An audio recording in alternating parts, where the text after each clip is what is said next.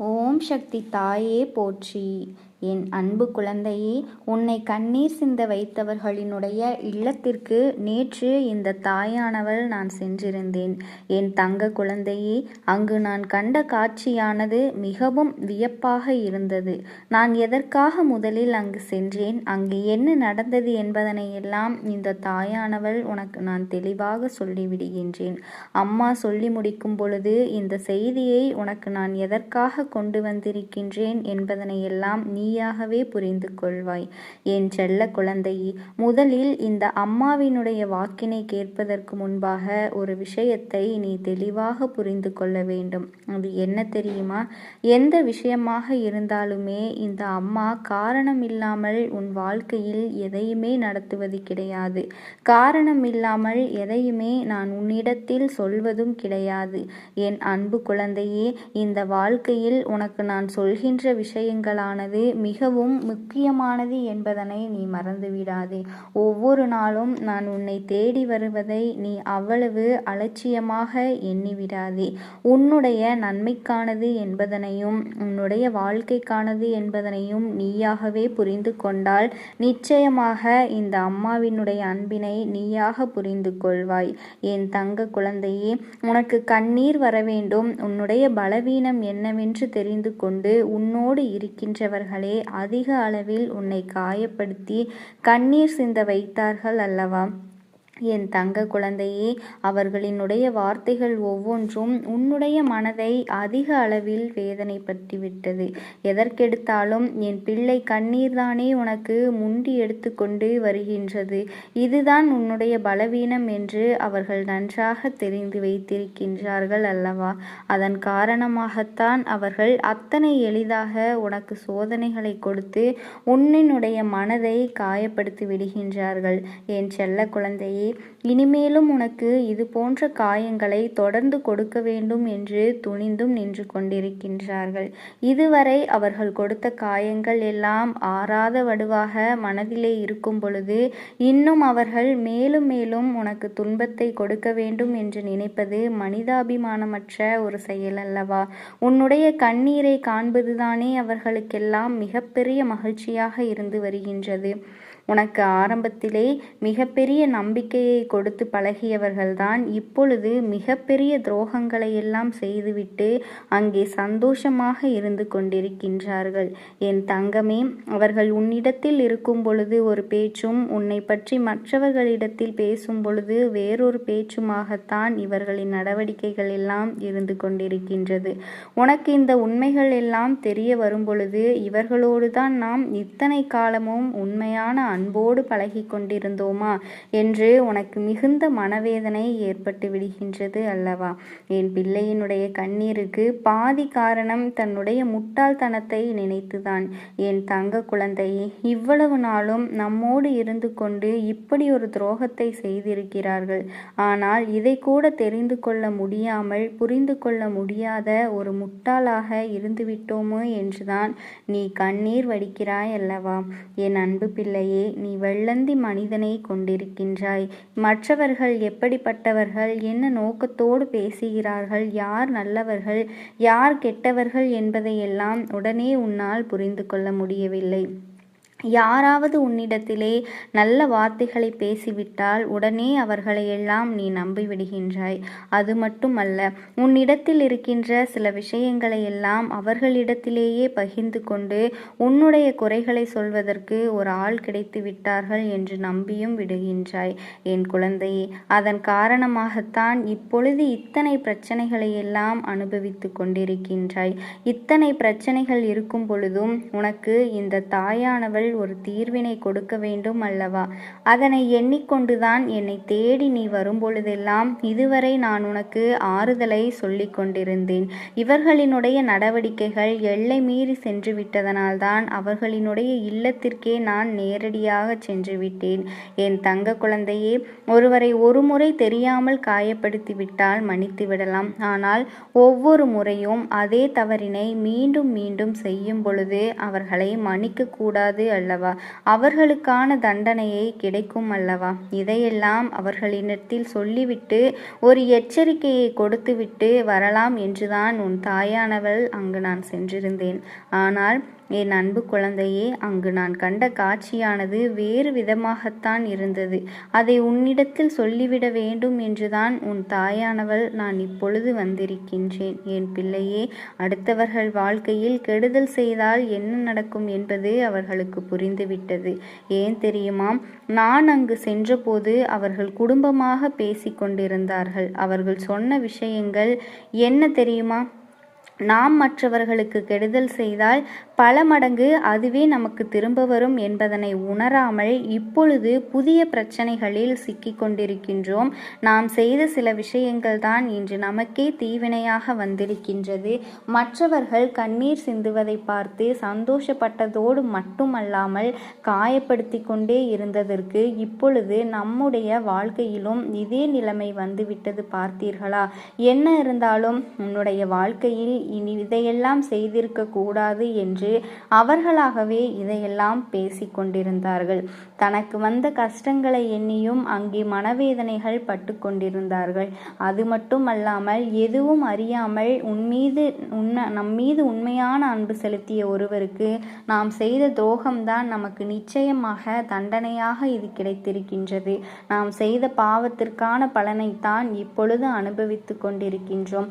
இனிமேலும் இது போன்ற தவறுகளை எல்லாம் ஒருபொழுதும் செய்துவிடக்கூடாது. தெய்வம் என்ற ஒன்று இருக்கின்றது. தெய்வம்தான் நம் வாழ்க்கையில் நமக்காக இப்படிப்பட்ட ஒரு தண்டனையை கொடுத்திருக்கின்றது. இதையெல்லாம் நாம் இப்படி அனுபவித்து கொண்டிருக்கின்றோம். தினம் தினம் கண்ணீர் வடித்து கொண்டிருக்கின்றோம். இந்த பாவத்தை நாம் எங்கே சென்று கழிப்பது என்று அவர்கள் பேசிக் கொண்டிருக்கின்றார்கள். என் தங்க குழந்தையே, அது மட்டுமல்ல, உனக்கு அவர்கள் செய்த துரோகத்திற்கு உன்னிடத்தில் மன்னிப்பினை கேட்க வேண்டும் என்றும் அங்கே அவர்கள் பேசிக் கொண்டிருக்கின்றார்கள். நானும் அங்கே அவர்களை பழிவாங்குவதற்கும் அவர்கள் செய்த தவறுக்கும் தண்டனையை கொடுப்பதற்கும் தான் சென்றிருந்தேன். ஆனால் அங்கே இப்படி நடக்கும் என்று ஒரு துளியளவும் நான் எதிர்பார்க்கவில்லை. என் தங்க குழந்தையே, இப்படி ஒரு வாழ்க்கையைத்தான் நீ கேட்டுக்கொண்டிருந்தாய் அல்லவா? ஆனால் அதற்கு வழி இல்லாமல் அவர்களை மன்னிக்கும் ஒரு மனநிலையும் எனக்கு வந்துவிட்டது. என் செல்ல குழந்தையே, அவர்களின் மனதிற்குள் மிகப்பெரிய ஒரு விருப்பத்தை கொண்டு வந்து விட்டார்கள். அது என்ன தெரியுமா? அவர்கள் செய்தது எத்தனை பெரிய தவறு என்பதனை புரிந்து கொள்ள தொடங்கிவிட்டார்கள். இதற்கு மேலும் நாம் எந்த ஒரு தவறுகளும் செய்துவிடக்கூடாது. அப்படி செய்தோமானால் தெய்வம் நம்மை ஒருபொழுதும் விட்டுவிடாது என்பதனை அவர்களாகவே புரிந்து கொள்ள தொடங்கிவிட்டார்கள். என் தங்க குழந்தையே, எல்லா தவறுகளையும் யாரோ செய்திருக்கும் பட்சத்தில் அவர்களை பழிவாங்கி கொண்டே இருந்தால் கூட பரவாயில்லை. நம்மீதே தவறு இருக்கும் பொழுது அதை நாம் தானே திருத்திக் கொள்ள வேண்டும். அது மட்டுமல்ல, நம் மீது உண்மையான அன்பும் பாசமும் வைத்திருக்கின்ற நம்மை நம்பிக்கொண்டிருப்பவர்களுக்கு எத்தனை பெரிய துரோகத்தை இப்படி யோசிக்காமல் செய்துவிட்டோமே என்று எண்ணிக்கொண்டு அவர்கள் அங்கே கண்ணீர் வடித்து கொண்டிருக்கின்றார்கள். என் தங்கமே, இந்த கண்ணீர் உண்மையானதா அல்லது இதுவும் தெய்வத்தை ஏமாற்றுவதற்கு இவர்கள் போடுகின்ற நாடகமா என்ற சந்தேகமும் எனக்கு வந்து கொண்டிருக்கின்றது. அம்மா அதையும் நன்றாக சோதித்து பார்த்துவிட்டுதான் என் பிள்ளையே, எல்லா சோதனைகளையும் நான் செய்து முடித்து விட்ட பிறகுதான் அவர்கள் இந்த உண்மையினை எல்லாம் உணர்ந்தும் தன்னுடைய தவறுகளை உணர்ந்தும் அவர்கள் திருத்திக் கொள்ளுமாறு பேசிக்கொண்டிருக்கிறார்கள். இதனை நான் புரிந்து கொண்டேன். என் செல்லமே, வாழ்க்கையில் எல்லோருக்கும் திருந்துவதற்கான ஒரு காலகட்டம் இருக்கும். அப்போதும் அவர்கள் எல்லாம் திருந்தவில்லை என்றால் அவர்கள் வாழ்நாள் முடியும் வரை இந்த பாவத்தை எல்லாம் சுமந்து கொண்டேதான் இருப்பார்கள். இதில் எந்த ஒரு மாற்று கருத்தும் கிடையாது. தான் தவறு செய்வதும் இயல்புதான். மனிதர்கள் எல்லோருமே ஏதாவது ஒரு சூழ்நிலையில் தவறுகளை இயல்பாக செய்து விடுகின்றார்கள்.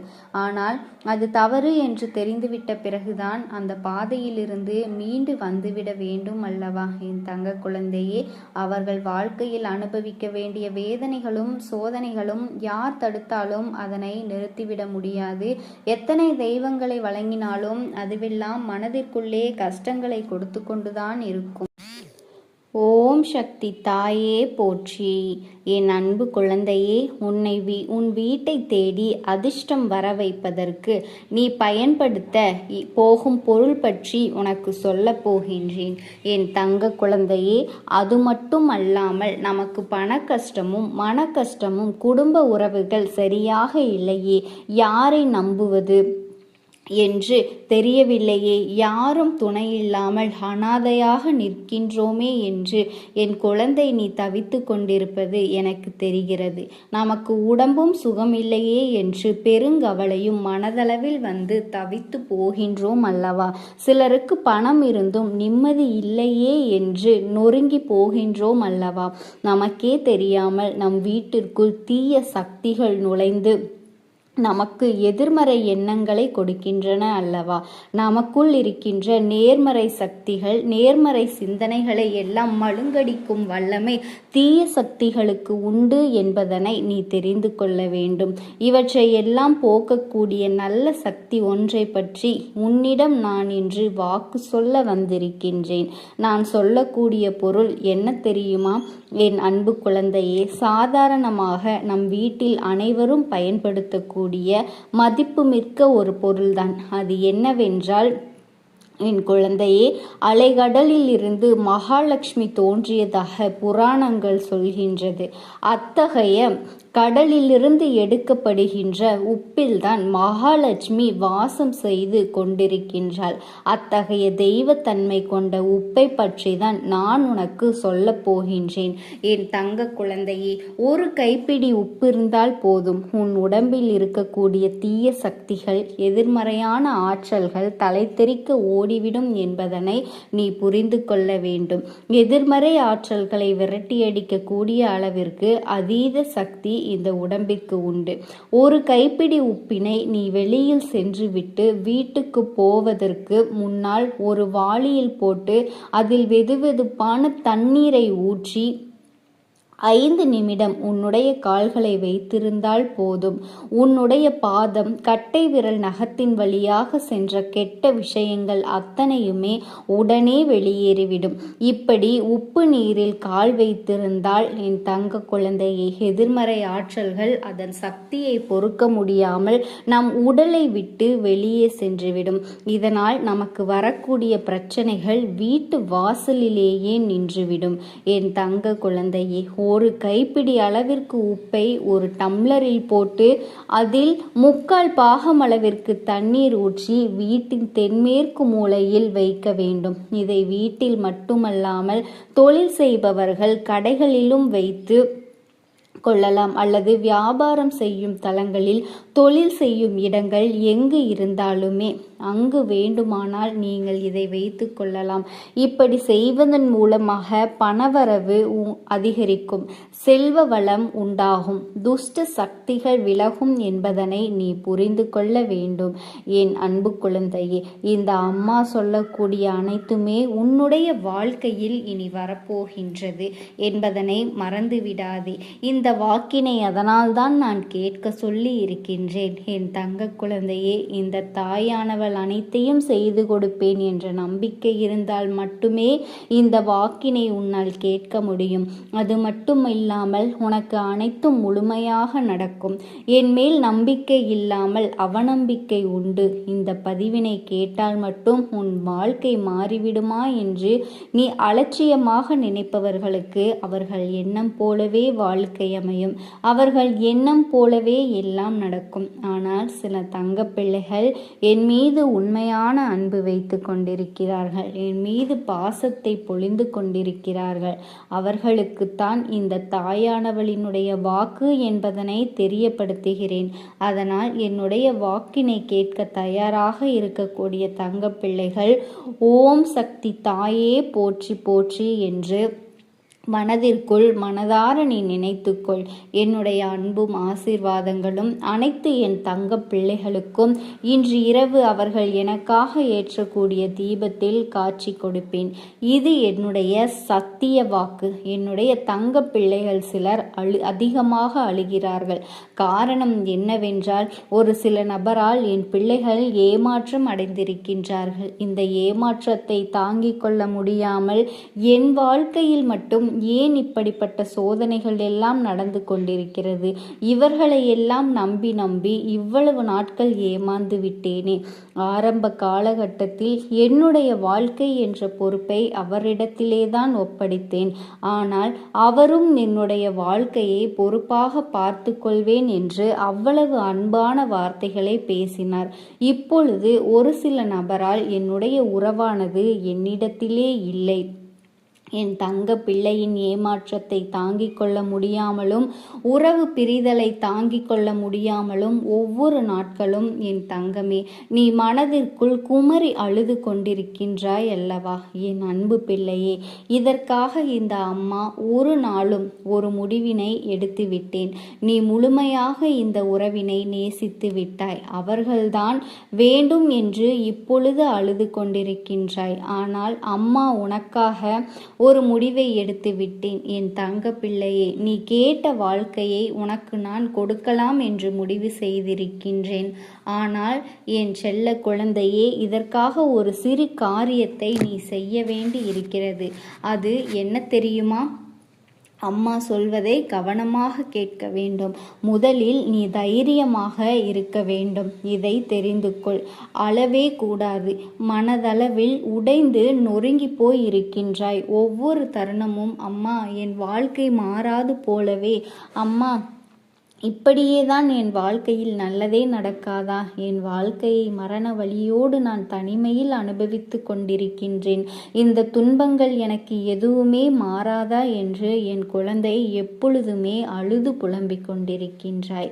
என் அன்பு குழந்தையே, அப்படி உன்னுடைய நாவினால் ஒரு பொழுதும் நீ சொல்லக்கூடாது. நீ என்ன சொல்கிறாயோ அதுதான் உன்னுடைய வாழ்க்கையிலும் நடக்கும். என் தங்கமே, இனி ஒரு பொழுதுமே எதிர்மறையாக நீ நினைக்கவும் கூடாது.